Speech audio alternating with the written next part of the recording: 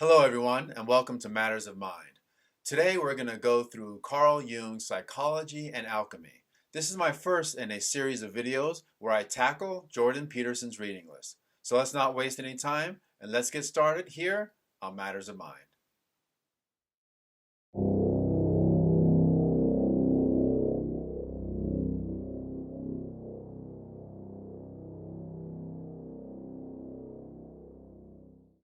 All right, let's get started. So let's start with two major points that will help us understand and contextualize this book. Number one, the human psyche has a goal of its own, and that goal is universal. Number two, humans project what is unknown about themselves into what is unknown about their world. Now make sure you put a bookmark in those first 2 points. Remember them, because understanding those first 2 points is going to help us understand why this book is so important and why it's so relevant, as Jung incorporates those into understanding the dreams of individuals and the process of alchemy. Now what Jung does is separate it into a few different sections. The first section is a section of dreams, 59 to be exact. What he does is takes us on a journey through one man's dreams. And what's so interesting about this is that he brings those dreams into a coherent journey. And what we see as a young man's journey through psychic development towards what Jung calls individuation. This process brings the conscious and the unconscious minds together to be properly in sync, developing the self, which is the pivot point around which we all rotate. So what you end up is watching the mind of a young man's psychic development with symbols we are mostly all familiar with. The idea is that even though our dreams are culturally informed, the basic underlying structure is the same for everyone. Just like we all have differences in our limbs and organs, the basic structure, but more importantly, their individual purpose, is all the same. The symbolic process is seen in different forms in the dream. It's what Jung refers to as reaching the mandala. Mandala is a Sanskrit word that roughly translates to magic circle.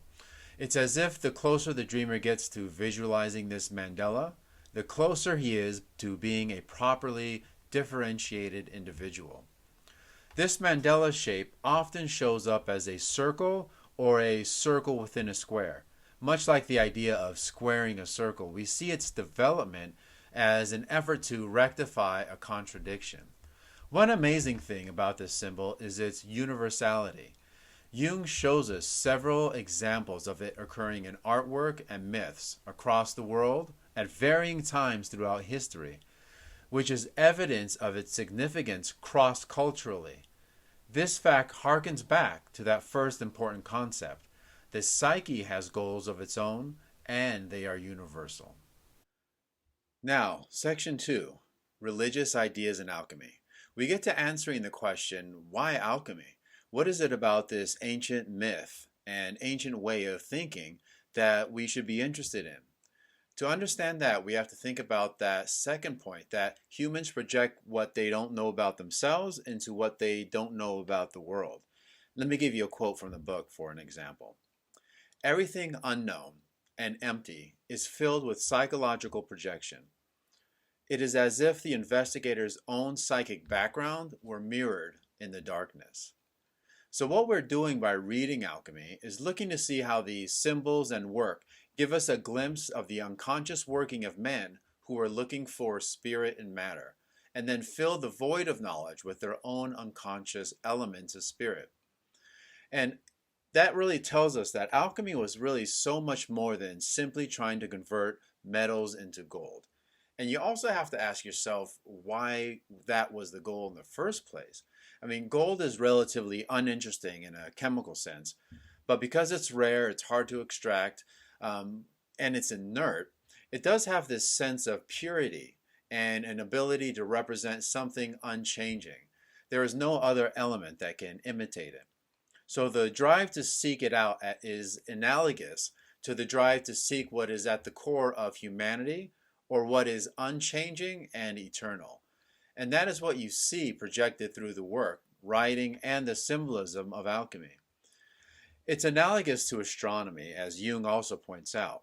Some of our first attempts at describing the unknown were in describing the stars of our night sky.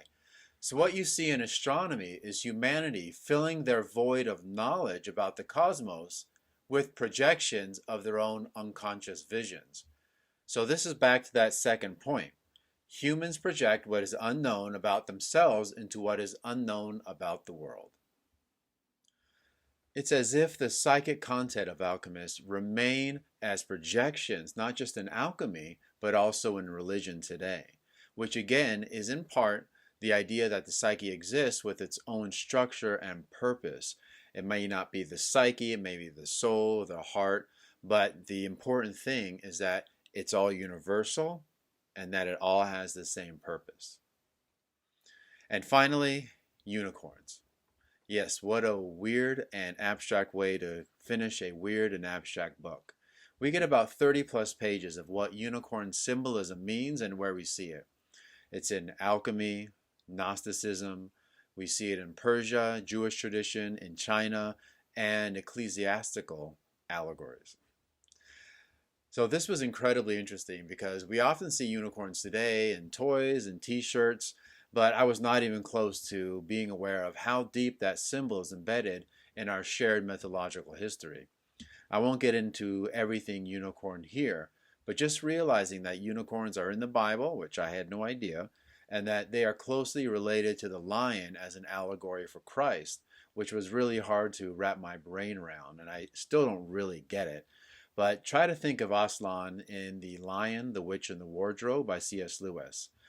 But yeah, there you have it. Jesus is related symbolically to unicorns, so that's something to think about when your daughters are wearing their unicorn shirts. Now on a personal note. So why, with all the books on Jordan Peterson's list, would I choose this one to start with? Well, if you're here listening to this, you may be familiar with Jordan Peterson's books and maybe read some of them. There's a section in Beyond Order, his third book, that discusses some alchemical symbolism in reference to the illustration for rule number 2, which is imagine who you could be and then aim single-mindedly at that. There's a theme throughout his discussions and writing that we often hear referred to as being in the zone. And I often think of it as Michael Jordan in the playoffs. It's the idea that when you're involved in an activity that is deeply meaningful, you will be on the edge of the known and the unknown, in a sort of trance. And when you're in that zone, you should take note. That is where you need to be as often as possible. Being in that zone tells you what it is that you should be focused on and reaching for that place, making it central to your pursuits. And that's where I was when I was reading the alchemical description of that illustration. It was as if time started to melt away and I was really absorbing something that was shifting my mind into a parallel universe almost, and really connecting symbols and the deepest of ideas that, even though they contradicted themselves, they were mutually necessary. I've never had that experience at that level before nor since. So I paid attention and decided that whatever my mind was in need of, it was there. I hope this short introduction can help you decide if it's something you'd like to read. If you do or have read it and you have some ideas about it or anything that I said, please let me know in the comments below. I appreciate the interaction. I'm always looking to learn. If you liked it, please press the like button and subscribe. It's incredibly helpful, and I'll continue this series very shortly. Thanks again for watching here on Matters of Mind.